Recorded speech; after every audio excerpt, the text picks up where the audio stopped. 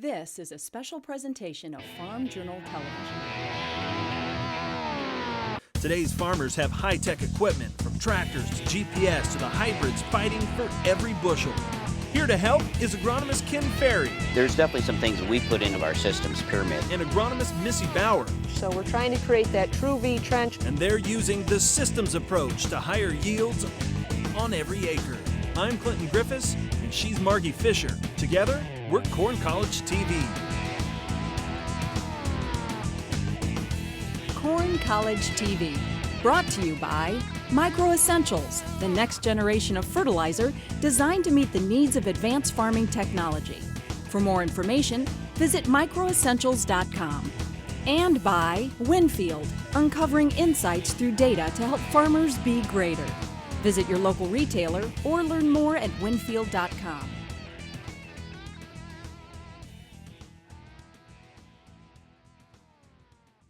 Welcome to Corn College TV. Today we're going to be discussing pest management on the systems approach to farming. Missy, let's just start with the basics and give us an introduction on how we need to be thinking about managing pests in our fields. When we think about pests and insects in particular, I like to use the idea of the pest triangle. Sure. Okay, where we're talking about the pests, the conditions, the host, and all that kind of coming together. Sure. So where do we start? What are we watching closely, and how do we begin? Well, we really begin with understanding the pests themselves. So think about your area and what are common pests in your area. It doesn't mean that we have to know everything about all these pests, but we've got to know where to get the resource really quick. So understanding the life cycle of the different insects that we have is very helpful to key in on timings as well as conditions and everything like that. So understanding the life cycles of the pests themselves, I think, is critical. Yeah, and what about what they're attacking? So the plants we're growing, and some of those are more susceptible than others? Correct. The host is a big aspect of this, and with all the different traits out there, as far as genetically now, this becomes a big deal. Understanding what your host or your corn is as far as the different traits that it has. It's gotten very confusing with all the different stacks that we have now. So some of them may be resistant to certain type of insects and other ones aren't. So we've got to understand our host and the susceptibility of that host. Now, today it's a little cloudy and kind of humid, but conditions, they play a lot into what happens in pests and the way that they affect our plants.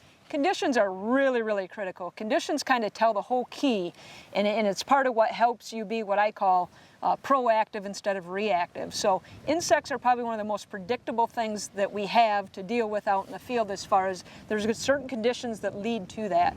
So if it's hot and dry, for example, what's the type of insects that maybe I would look for? And that's an example we had in 2012, where we, under hot and dry conditions, we got into issues with spider mites, Right. which is what we had some samples of here, kind of early pressure of spider mite damage, where we can see some of this leaf speckling in here, versus very advanced, where right. it really has a huge effect on the crop. So again, in years that it's wet and humid and great growing conditions, I wouldn't be as concerned about looking for spider mites. But the conditions of 2012, from starting even in June on, told us, hey, we better be paying attention into spider mites in corn, which is something that's not very common at all, but the conditions told me that it could be. Right, and you said June here, but so there are certain times of year when we need to be watching for certain types of insects. Yeah, we want to utilize our scouting calendar. So every state kind of has your guidelines of your scouting calendar, so you know which insects are more common in your area at the different times. So there's certain ones that might come early in the season, certain ones that come late in your season. It really helps you dial in your timing of the scouting. So when you head out to the field, you're not kind of at a loss of, where do I look? What should I be looking for? It really gets you dialed in. Insects seem to be pretty predictable as far as conditions and temperatures and what time of year they show up. That's correct too. With the predictability of them, one thing we can track is what we call heat units, or growing degree days for the different insects. So for example, it might take so many heat units for something to hatch. So we can track those with the weather stations that we have today to dial us in on, okay, I'm getting close on my heat units, now I know I got to go start scouting for this particular insect. Something like black cutworm is a real thing that we track the heat units once we get to peak flight. So utilize our weather stations. There's so many weather stations available even on the internet now. If you don't have your own weather station, that you can go there, you can get the data and keep track of these heat units. So bottom line is be proactive, not reactive. That's right. Let's be proactive. Let's not get behind. Let's stay in front and have someone in your operations of what I call the pest boss. Someone has to be responsible for being in charge of this. Okay? If no one's responsible, then all of a sudden we get into messes. Still ahead, we're talking refuge management with Missy Bauer, but up next, a look at cutworms with Ken Ferry. It's time to demand more. With Micro Essentials, you get more from every acre. Through our fusion technology, only Micro Essentials combines 4 vital nutrients into one powerful granule, ensuring uniform nutrient distribution and increased nutrient uptake. The innovation behind our fusion technology means you'll grow stronger, healthier plants. Micro Essentials.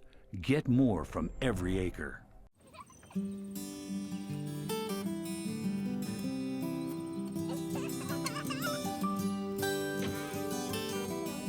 You don't just see a field. You see the future of your operation. One we're helping you protect. Enlist is a new herbicide-tolerant trait system that will build on glyphosate, improving performance to move farming ahead.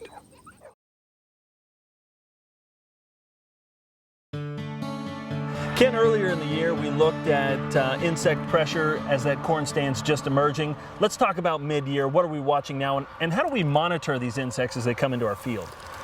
This time of year, we're going to be worried about a number of different insects. Of course, just before pollination, we would have worried about silk clipping and rootworm beetle and things like that that would clip the silk. We would worry about aphids up in the canopy itself. That's going to take infield scouting. Another insect that we would be looking for is corn borer. Corn borer can get into the shank and cause the ear to drop, or can get in the stalk and cause the stalk to tip over. And the western bean cutworm, which is kind of a new insect to the Midwest, but it can get into the end of this kernel or ear and do a lot of damage. Definitely. The problem with these two insects is you got to get them before they get in the stalk. So if they get into the stalk, you can't spray them, or if they get down in the ear, you can't get a hold of them. So you want to be proactive with it. Okay. And one of the ways to be proactive is to trap them.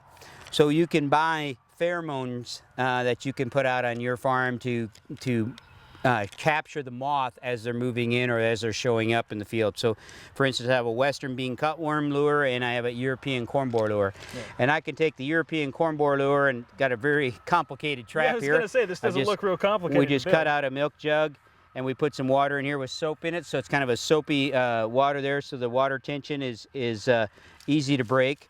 And then I put a pheromone in the lid, and this pheromone gives off the same, if you want to think of its scent, as a female moth, and it draws the male moth. So if they're anywhere around here at night, when it's corn borer will move out here in the daytime and move back in there at night, the male moths are going to come to this pheromone, and they're going to get trapped in this water. Okay. So they're going to be on top of that water paddling around, and I can stop by then once a day or once every 2 days, pull them out and count them and record it. And when this thing starts loading up with moths, you know, you have heavy flight, and they're out here mating, and they're going to be laying eggs. So now you're ahead of it because the eggs have to hatch. Then the larvae are going to go in. Okay. Same way with the western bean cutworm. So you could know anywhere from 3 days to almost 10 days ahead of a major infestation. Gives you time to react with your applications to clean it up. Okay. How many of these traps do we need in a field? Is there a per acre or just one? Or you know, it's more maybe territory. So if you're in a situation where if you're farming, you know, across a 3 or 4 mile stretch, you might have 4 or 5 traps set out from north to south to monitor it. Within our group, a lot of farmers will share that information, so they call in the trap count. So if you had a neighborhood that was involved with it, you could have a trap line. So you could have maybe a dozen traps out in your neighborhood, and somebody else could check them every day, and you could kind of come together on it. But scenario where they're going to be, this time of year, they're going to be drawn, the European corn borer are going to be drawn to the later pollinating stuff. So if you got fields out there that are pollinating a little bit later, you might be out there because they're sugar tasters. So the further along this field gets, the less they like it. So if they find a young crop out here with high sugar loads, they'll lay eggs in there at night, and then they'll come out and mate in the ditches and stuff, and then they'll go back out in those fields. So they'll kind of bank up around a later field. Okay. Where first generation, it's the other way around. The earlier planted cohort is more susceptible. All right. Thanks, Ken. Appreciate it. Still Still ahead, Missy Bauer breaks down refuge management and what it could mean for your operation. But up next, we're managing those insects with Ken Ferry. Corn College TV, brought to you by Avail Phosphorus Fertilizer Enhancer. Supercharge your phosphorus this fall with Avail to maximize the use of your fertilizer investment in the spring. Supercharge your P with Avail Phosphorus Fertilizer Enhancer. Studies show that when you add Avail to your fall-applied phosphorus, you can see an average increase of 9.9 bushels of corn per acre. Avail reduces phosphorus fixation to promote more efficient P uptake to the crop for stronger roots, better overall plant health, and higher yields. Supercharge your P this fall with Avail Phosphorus Fertilizer Enhancer to maximize the use of your fertilizer investment in the spring. Ask your fertilizer dealer for details today. There are 406 million acres of cropland in the U.S. Winfield is helping to make them work harder. Maybe the answer isn't a new product, but a new way of thinking. A way to turn data into something you can harvest, driving efficiency into every molecule. It's time to rethink what a business partner can be. It's time to be greater. Winfield. When we're managing insects, the key, of course, is to be scouting at the right time. Know what insects to look for, and be in the field at the right time so you don't miss a window of opportunity to manage an insect. And today we're looking at a little bit of early cutworm feeding. So as we look at this plant, we can see two small holes that are pierced through this leaf. They don't look like much. If you weren't looking for it, you really wouldn't see it. But that's a small cutworm larva that is just starting its initial feeding out in here. This particular plant right over here, the same way. These two small holes are the early signs of cutworm feeding. They pierced the mesocotyle as it was coming through the soil, and they've cut holes in the leaves. So that's going to put this field on watch as far as managing cutworm and whether we're going to have to come back in here and rescue the cutworm. Now, in a field like this, most likely what drawed the moth in was winter annuals, in this case chickweed and henbit. That has been sprayed out here, and it has actually been lightly worked. So you wouldn't think of it as a habitat where moths would come in and lay their eggs. But these eggs were laid weeks before planting, and when we get to a certain amount of heat units, they hatch. So sometimes we think about cutworm mainly as a no-till or strip-till type insect where there's habitat for the moth to lay eggs, but it can be in conventional fields as well, especially those with winter annuals that have some growth. The cutworm flies up here in Illinois from early March all the way to August, so it isn't a season of cutworm. They just keep moving up from the Gulf and they lay their eggs. Eventually the corn will get big enough that we'll get past the risk that they could cut it off. But these early signs are going to tell us that feeding is taking place. We can tell right here at the base of this plant, that little notch taken out of there, that the larva was starting to cut that plant off. So within the next 2 days, we'll start to see actual cut plants out here where they're cutting the plant off, and then we would have to react if enough of them were being cut off. And again, in today's high corn prices, we're going to have to pull the trigger quicker than we're typically used to because our loss to cost ratio is going to be quite a bit different. The importance of the pest boss this time of the year is to have someone on your farm that's in charge of making sure that things are being scouted and looked at on a timely basis. So that pest boss, early in the season, one thing we recommend doing is some moth traps. What we do is put these moth traps out looking for certain moth flights, stick a small pheromone in them which will attract one. This one, for example, that we're going to talk about today is black cutworm. So these black cutworm moth traps go out early in the spring, depending on your area, but as soon as things start to warm up. We'll put these out and then just monitor on a every couple day basis what kind of moth flights we're getting in these traps.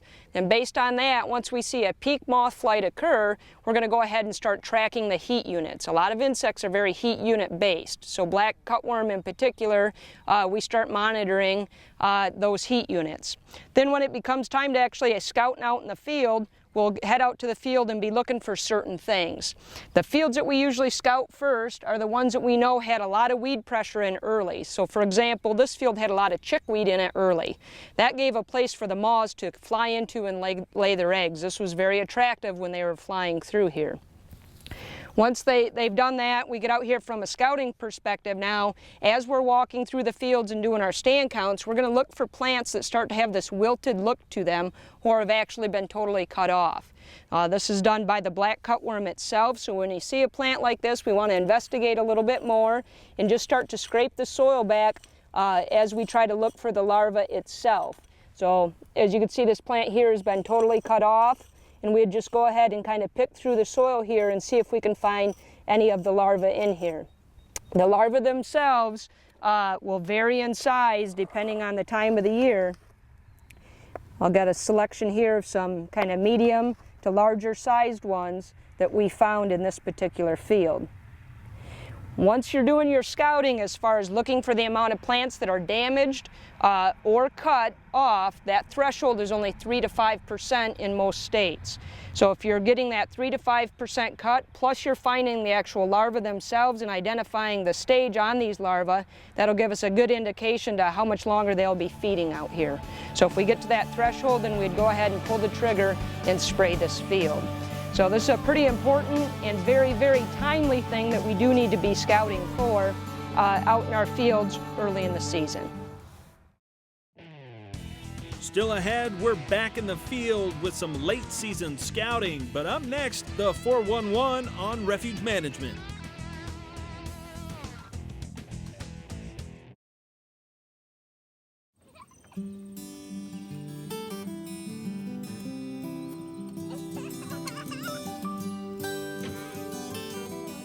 You don't just see a field. You see the future of your operation. One we're helping you protect. Enlist is a new herbicide-tolerant trait system that will build on glyphosate, improving performance to move farming ahead.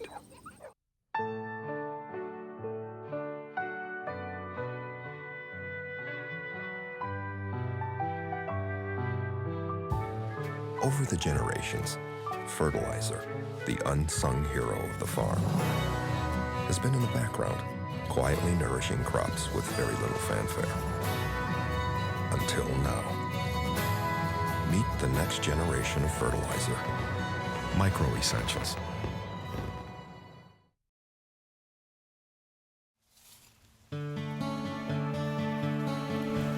Missy, we want to talk today about refuge and how do we manage our refuge on our farm. Let's first start with an overview of what our options are when it comes to refuge. There's a lot of different options for refuge management, and it all comes into what traits do you have and what proteins are part of that trait.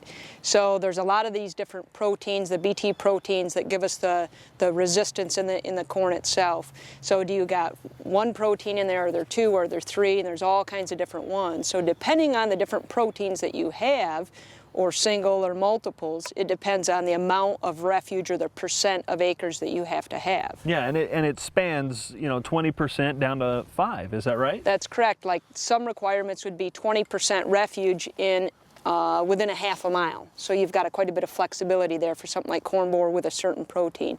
But other requirements might be 20% actually in that field or an adjacent field. And then some requirements are maybe 5% within the field. And then of course now we've got the new products out there called refuge in the bag, which might be 5 to 10% of refuge, but it's actually right in the same bag of corn, so as you're planting it just gets scattered out at that 5 or 10% in the field. Let's talk about resistance, because that's come up over the last few years. How do we manage for resistance or against having resistance show up? Well, part of the key to managing for resistance is utilizing your refuge. That's the whole idea behind the refuge, is that we want to, have some product out there, some plants out there that are susceptible to rootworm, corn borer, western bean cutworm, whatever it is we're targeting. So paying attention and utilizing, making sure you meet your refuge requirement will help with the resistance management quite a bit.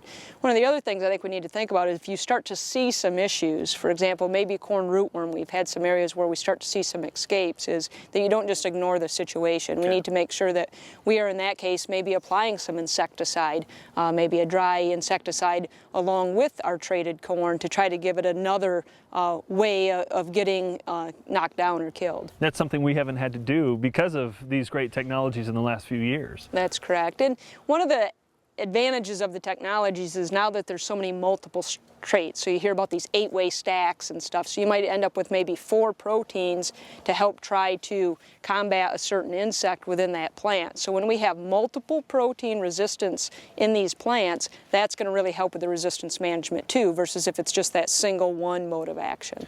Okay, let's talk about refuge management itself. It's still a significant part of the crop, especially if you're looking at 20%. Right, if one of your requirements are the actual 20% based on the product you're using, you don't want to just forget about 20% of your acres, okay? If it's corn borer, for example, someone still needs to be going out and scouting that. So one of the things that we recommend is if you have a refuge requirement that's a 20%, that think about doing that in blocks out in your field, instead of a lot of guys want to have the tendency to maybe just put 2 rows of the planter or whatever percent they need to get that requirement and plant that all the way across the field. But if we actually end up with an insect issue, how do we treat 2 rows out of 12 maybe of a planter? Versus if it's a 20% that's in a block, we could go out, we could actually spray just that area, or we could treat just that area. Okay, so just a little bit easier to manage it that way. Is there anything else we need to think about as we get ready to go into harvest maybe, or pre-harvest? Yeah, you know, when it comes to the scouting, if we did have some sort of an escape, or maybe, for example, like a corn rootworm failure, or where we had some issues, we need to be scouting so we know, do we got down corn potential, and maybe now I'm changing my harvest order. So knowing where that refuge is at, paying attention to it all year, and maybe making adjustments at harvest if we need to. But remember, the refuge needs managed too. Up next, Missy Bauer hits the field for late season scouting.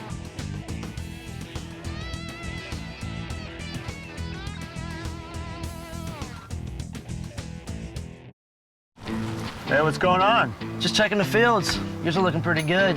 Must be doing something right. Actually, I got a guy. You got a guy? Well, it's not just any guy. I got a channel seedsman. Channel, yeah? Yeah, I've been working with him pretty close to get, well, you can see for yourself. This is what I'd recommend. Let's get to work.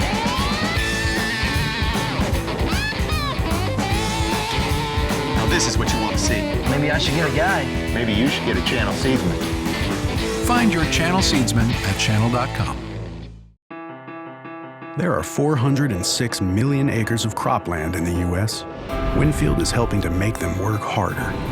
Maybe the answer isn't a new product, but a new way of thinking. A way to turn data into something you can harvest, driving efficiency into every molecule. It's time to rethink what a business partner can be. It's time to be greater. Winfield.